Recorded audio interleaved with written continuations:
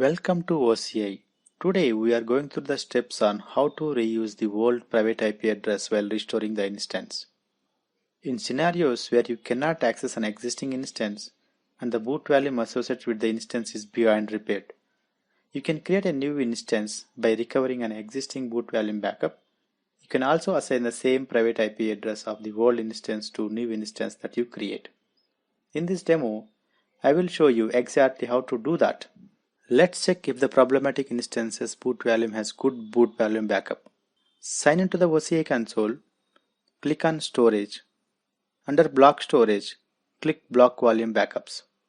Click Boot Volume Backups, identify the volume backup and click on three dots menu and select Restored Boot Volume. Enter a name and select the correct compartment. Ensure that boot volume is restored successfully. Let us note down the private IP address of instance for now. To reuse the private IP, we have to release the private IP to subnet. Once private IP is released, it can be reused in another instance.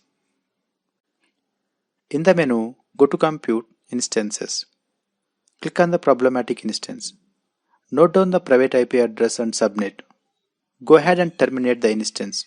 Do not select the permanently delete the attached boot volume option. Now instance has been terminated successfully. From restored boot volume, you can create a new instance and assign the private IP address of the terminated instances. Go back to navigation menu again, click Storage, Block Volumes. On left hand, click Boot Volumes. Click Restored Boot Volume to get the details page. Click Create Instance, fill up the name and other details. Scroll down to Networking section and select the compartment.